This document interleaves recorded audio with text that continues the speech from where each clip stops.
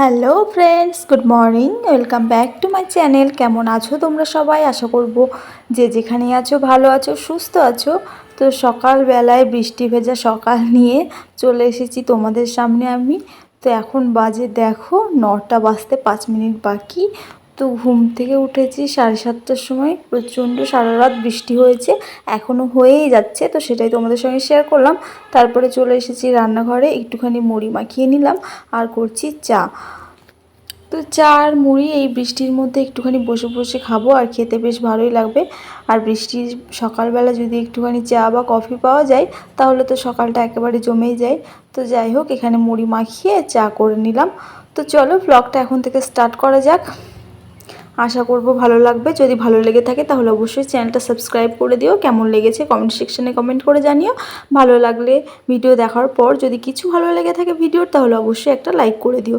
তো এখন এই যে দুপুরবেলা বাজে প্রায় তোমার 1:30টা মতো।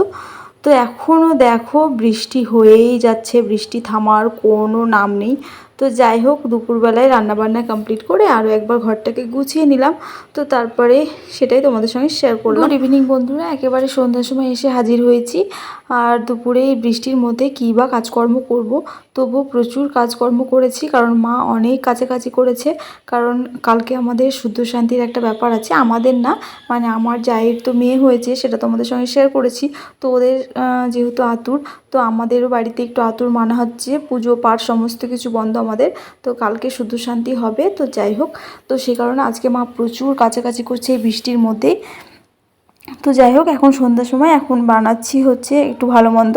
তো প্রথমে এই যে দেখো সুজিগুলো সুজিটা আগে করে নেব। হ্যাঁ, একটুখানি ঘিয়ে ভেজে নিচ্ছি।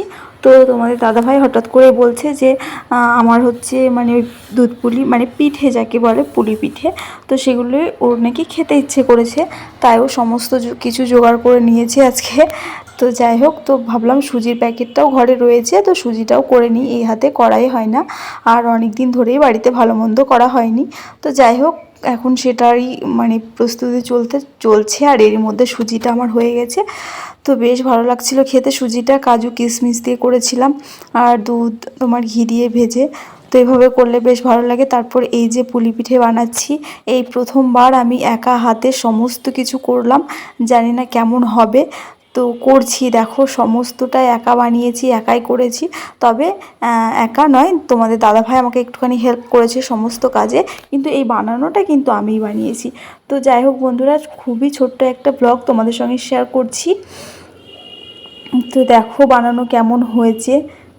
এটা সম্পর্কে আমার না আগে থেকে কোনো এক্সপিরিয়েন্স নেই।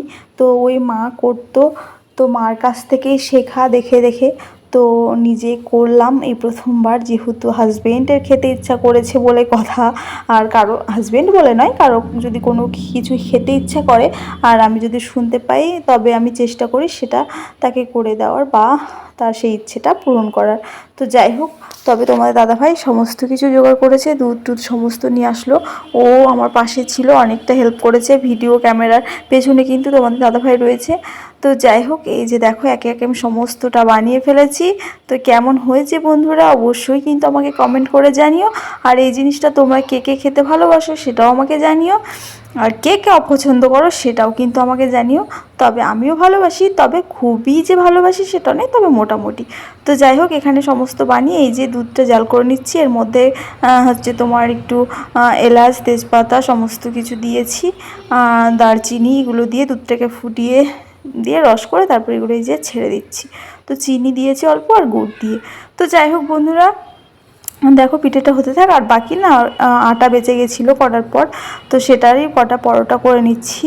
তো আজকে রাত্রে হয়েছে এই যে পুলি পিঠে, আর হয়েছে সুজি, আর করেছি পরোটা, আর ভাত ছিল দিনেকার অনেকটাই।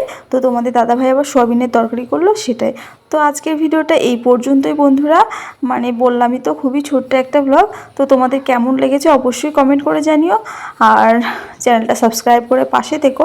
আর তোমাদের অনেক অনেক ভালোবাসা আমার কিন্তু দরকার। অবশ্যই তোমরা ভালোবাসা দিয়ে যেও এবং আমার থেকে অনেক অনেক ভালোবাসা নিয়ে যেও। তো দেখা হচ্ছে পরের ব্লগে। সবাই ভালো থেকো, সুস্থ থেকো, টাটা, গুড নাইট।